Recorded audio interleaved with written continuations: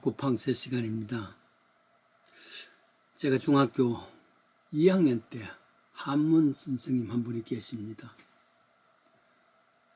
그 유명하신 소파라는 이름의 선생님이십니다. 미안하지만 그 선생님 성함은 잊어버려도 별명은 잊지 않습니다.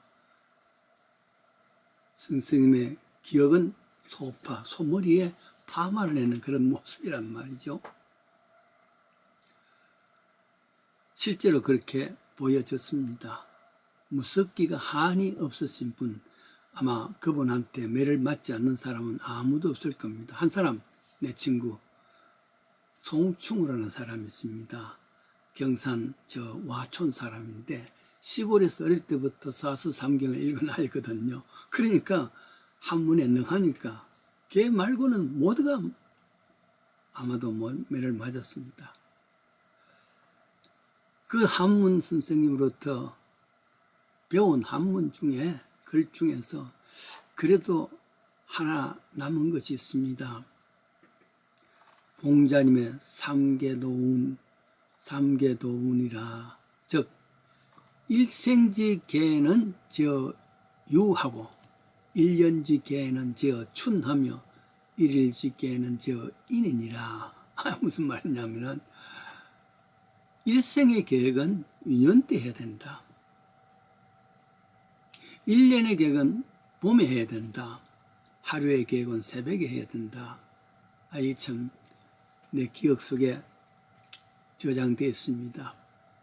실제로 하루에 새벽에 계획한 삶이 있다면 하루는 참 많은 수확이 있을 것을 압니다. 1년을 계획하면서 봄에 무엇을 뿌릴까, 어떻게 할까 하는 계획하고 행하지 않으면 가을에 거둘 것이 없습니다. 일생에 그래도 공부할 때가 있고 못할 때가 있는데 대부분 어릴 때 공부하지 않으면 평생 할 수가 없지 않습니까? 그만큼 세상은 어렵고 파란만장의 삶입니다만은 계획해서 살면은 그래도 좀 나은 것이 많겠죠. 함렛에 나오는 내용입니다. 함렛이 고민을 하다가 친구 호레이쇼를 만납니다. 호레이쇼가 철학가입니다. 많은 철학으로서, 그 상식으로서 그를 이제 만족시키기 위해서 많은 말을 했습니다. 제일 마지막에 호레이쇼한테 말합니다. 함렛, 호레이쇼, 이 세상에는 자네가 말하는 철학으로는 해결할 수 있는 많은 문제가 많네. 그래요. 그 많은 문제들 하늘을 살면서 그래도 계획하고 실천하는 것하고 계획하지 않는 것하고는 전혀 다를 수 있단 말이죠. 탈무드 어떤 사람이 현명한 사람인가? 그것은 모든 일에 배우려고 하는 사람이 현명한 사람이다. 어떤 사람이 힘센 사람인가? 굳센 사람인가? 그것은 자신을 억제할 수 있는 사람이 굳센 사람이다. 어떤 사람이 풍성한 사람이고 영원한 사람인가? 자기 소득에 만족할 줄 아는 사람이 그 사람이 풍성한 사람이다. 그래서 늘 긍정적인 생각하는 사람이 결국은 그 계획 속에서 일한단 말이죠. 한 어부가 고기를 잡으러 배를 타고 먼 바다를 향했습니다. 그곳에서 풍랑을 만나 거의 죽게 됐단 말이에요. 동서남북 다 깜깜합니다. 어디를 향해서 가야 될지 알지만 칠흑 같은 밤중에 방향을 잊어버렸단 말이죠. 그때 저 멀리서 희미한 불빛이 보였습니다. 그 불빛이 비추은 곳이 육지라 생각하고 그것을 향해서 열심히 노를 졌는데 마침내 육지에 도착하고 보니까 자기 동리였고 자기 자신의 집이었단 말이죠. 자기의 집이 다 불타버린 거예요. 그러니까 파도 가운데 저 바다 한가운데서 깜깜한 밤에서 자기 집이 타는 조그마한 불빛 떠고 그걸 향해서 왔다 보니까 생명은 살았습니다. 그리고 모든 것은 다 잊어버렸죠. 불길 때문에. 어부는 참 마음에 고기도 못 잡았지. 자기 집은 다 타버렸지. 큰 낙심을 합니다. 이럴 때 아내가 남편에게 위로합니다. 우리는 모든 것을 잃었습니다. 그래도 슬픈 말합시다. 이 불길이 있었기 때문에, 이 모든 걸 타버렸기 때문에 당신은 이곳을 향해서 노져올 수가 있고 생명은 살았잖아요. 생명 이상 귀한 것이 무엇 있겠습니까? 그러니 낙심하지 마십시다. 새로운 계획을 세우면 됩니다. 그래요. 난감한 일이 있다 할지라도 긍정적으로 인생을 필요하고 계획을 할 수 있다면 또 새로운 출발이 될 수 있습니다. 잠언서 16장이 그랬죠. 계획은 세워야 합니다. 다만 하나님의 뜻대로 계획을 세우는 것이란 말이죠. 성경에도 잘 계획한 사람의 이야기가 나옵니다. 바로 야고보서 4장 13절에 나오는 이야기인데요. 어떤 사람이 오늘이나 내일이나 뭐뭐 도시에 가서 1년을 장사하면서 이 일을 보겠다. 그런 계획을 세웠단 말이죠. 계획을 세운다는 건 잘한 겁니다. 계획 없이 1년을 그냥 참 섭비하는 것보다는 계획을 세운 것이 얼마나 지혜롭지 않습니까? 살려는 의지가 있겠습니다. 근데 여기에 4가지 동사가 있습니다. 가서 요하고 장사하여 일을 남기겠다. 4가지 동사지요. 이게 비전이 있었단 말이죠. 와, 그 사람에게는 완전한 계획입니다. 무계획자보다도 훨씬 낫고 게으름뱅이보다는 훨씬 낫습니다. 100번 훌륭한 사람입니다. 거기다가 악한 것 범죄하는 것도 아니잖아요. 그런데 사람들은 이 사람의 계획에 잘됐다, 참 괜찮다 할지 모르지만 성경에서는 하나님께서는 이 사람의 계획이 허탄한 계획이다, 악한 계획이다, 죄된 계획이다, 안개 같은 계획이다, 이런지하여 폄하합니다.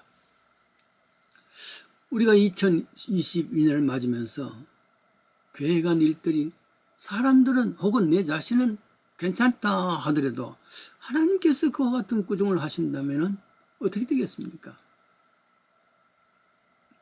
그렇습니다. 하나님의 지켜주지 아니한 계획은 아무 계획도 될 수가 없습니다. 인생 포기입니다.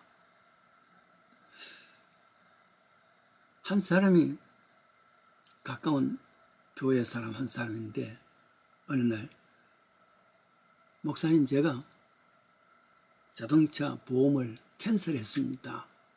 포기했습니다. 왜요? 믿음이 있어야지요.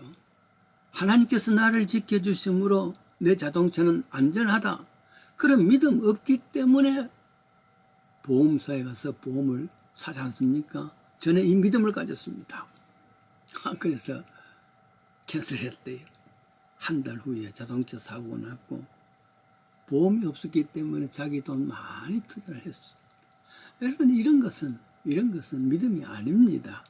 이 땅에서 해야 될 계획은 다 세워져야지요. 내 뜻이 아니란 말이죠. 야고보에서 나오는 장사하고 계획을 세웠던 것, 그거 참 얼마나 귀한 것입니까? 그런데 여기에서 잘못된 것이라는 것은 3가지를 기억합니다. 전적으로 육신의 계획이었다.